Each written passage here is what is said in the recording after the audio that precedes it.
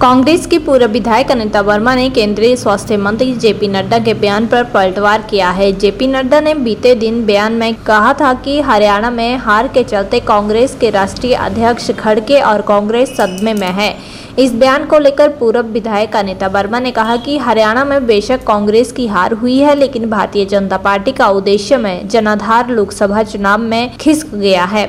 उन्होंने कहा कि भारतीय जनता पार्टी को कांग्रेस पार्टी की चिंता करने की बजाय अपने खिसकते जनाधार पर मंथन करना चाहिए। वहीं पूर्व विधायक अनीता वर्मा ने कहा कि प्रधानमंत्री नरेंद्र मोदी पहले जब अपने विधानसभा लोकसभा क्षेत्र के चुनाव लड़े थे तो उन्होंने 8 लाख मतों से जीत हासिल की थी, लेकिन इस बार लोकसभा चुनाव में प्रधानमंत्री केवल 1.5 लाख मतों से ही जीत हासिल कर पाए हैं। उन्होंने कहा कि पूरे देश में भाजपा का जनाधार कम हुआ है। नेता प्रतिपक्ष जयराम ठाकुर के गारंटियां पूरी न होने के बयान पर अनीता वर्मा ने पलटवार किया है कि हिमाचल के मुख्यमंत्री हरियाणा में क्या बयान दे रहे हैं, इस पर पूरी नजर रखे हुए हैं, जो कि अच्छी बात है। उन्होंने कहा कि मुख्यमंत्री ठाकुर सुखविंदर सिंह सुक्खू हरियाणा चुनाव में केवल 2 ही मीटिंगें अटेंड कर पाए हैं, क्योंकि उनका स्वास्थ्य खराब चल रहा था।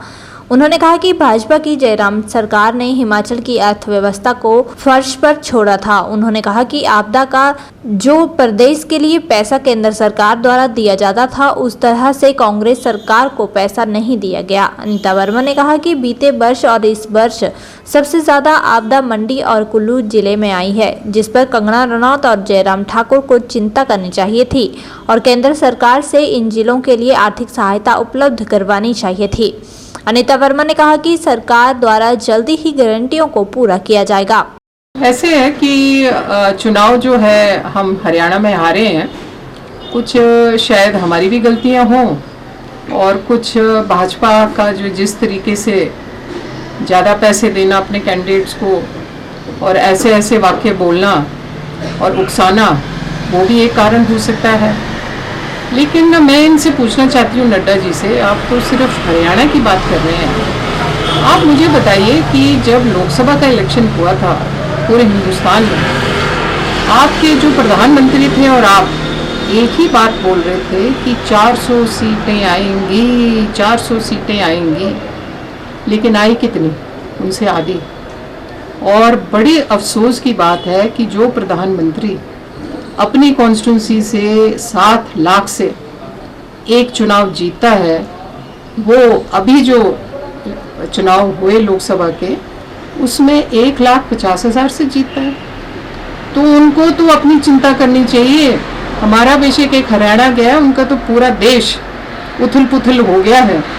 उस चिंता पे वो बैठे तो ज़्यादा अच्छा होगा और हमारे ऊपर ऐसे ऐसे वाक्य बोले तो मैं कहती हूँ कि उनको इतने बड़े वरिष्ठ नेता हैं, मेरे तो विधानसभा में कुलीग भी रहे हैं, तो मैं समझती हूँ उनको इतना वो शोभा नहीं देती। सुक्खू जी बीमार हो गए थे पीछे इलेक्शन से पहले हरियाणा के, और वो मुश्किल से 2 मीटिंगें करके आए हैं, लेकिन उन 2 मीटिंगों के बारे में इतना वर्णन किया जा रहा है कि भाई उन्होंने ये कहा वो कहा, जो हिमाचल में नहीं हो रहा है। सबसे पहली बात जो बार बार ये दोहरा रहे हैं कि जो गारंटियां हैं वो कांग्रेस की सरकार पूरा नहीं कर सकी। थोड़ा सा जयराम जी जो मंडी से आते हैं उनको भी सोच विचार कर लेना चाहिए कि आप पहले तो हमें कर्ज पर छोड़ कर गए, ऊपर से दिल्ली से जो पैसा आता था आपदा के लिए, खास करके बीजेपी की स्टेट्स को, वो हमारी कांग्रेस की स्टेट को नहीं आया। आपदा तो आपकी मंडी में कुल्लू में ज़्यादा हुई, पिछले साल भी हुई और इस साल भी। आपको उसका फिक्र होना चाहिए। मैं तो समझती थी कि आप और कंगना रनौत जो आपकी वहाँ पे एमपी बनी है, आप दोनों दिल्ली जाकर अगर पूरे हिमाचल के लिए आपने बात नहीं करनी तो मंडी, कुल्लू, मनाली, इन जगहों की तो बात करनी चाहिए थी और वहाँ की डेवलपमेंट और वहाँ के लिए आपको ज़्यादा से ज़्यादा पैसा मांगना चाहिए था। तो आप उसको नहीं समझते और आप कहते हैं कि ये जो गारंटियां थी इसको पूर्ण नहीं कर रही है सरकार। सरकार बार बार ये कह रही है कि हमें कम पैसा मिल रहा है सेंटर से, क्योंकि अगर पूर्ण रूप से जैसे पहले भाजपा की सरकार हिमाचल प्रदेश में थी जो पैसा मिल रहा था, अगर वही पैसे की जो एक रफ्तार थी चलती रहती तो ये गारंटियां तो हम 6 महीने में पूर्ण कर सकते थे। पर हमें लग रहा है कि हमारे ऊपर और जो दूसरी कांग्रेस की स्टेट्स हैं जहाँ पे कांग्रेस पार्टी है और वो राज कर रही है, वहाँ पर थोड़ा सा दिल्ली जो है वो कस रही है लगाम कि लोगों में ये बात जाए कि जो सरकार बैठी है वो जो अपनी गारंटियां हैं या जो अपने काम हैं उनको पूर्ण रूप से नहीं कर सक रहे हैं। मैं एक और प्रश्न पूछना चाहूंगी। हरियाणा और जम्मू कश्मीर की इलेक्शन से पहले दो समुदाय के बीच में एक जो बड़ा मुद्दा उठाया जिसमें बीजेपी ने सारे बाबे और पता नहीं कौन कौन बुला लिए और बड़े प्रदर्शन किए कि भाई इनकी जो इमारतें हैं उनको हटाओ, फलाना करो, इतना भारी माहौल खराब किया हिमाचल प्रदेश का कि टूरिज्म भी हमारी बड़ी कम पड़ गई। जो नुकसान हमें आर्थिक रूप से हुआ है वो आप कहाँ गए तो अभी जो आपके कब्जे की हुए हैं जो बिल्डिंग है उनको क्यों नहीं गिरा रहे, क्यों नहीं अब बाबे आ रहे? वो बाबे कहाँ चले गए? सारे अचानक ही वो गायब हो गए।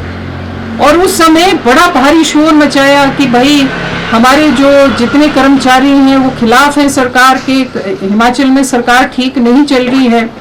अरे भाई सरकार बिल्कुल ठीक चल रही है, सारे हर किस्म से जो आपके बेशक वेतन है या पेंशन है वो दी जा रही है।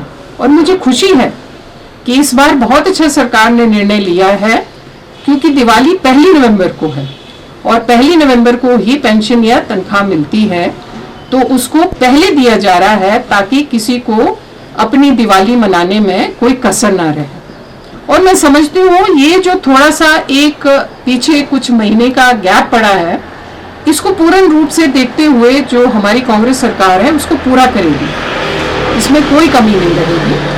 तो ऐसी बातें कर मेरे ख्याल बीजेपी को इंतज़ार करना चाहिए, उनका समय आएगा, 3 साल और हैं, वो कोशिश करें सत्ता में आए, हमें खुशी होगी और अच्छा हिमाचल प्रदेश चलाएं तो हमें अत्यंत खुशी होगी।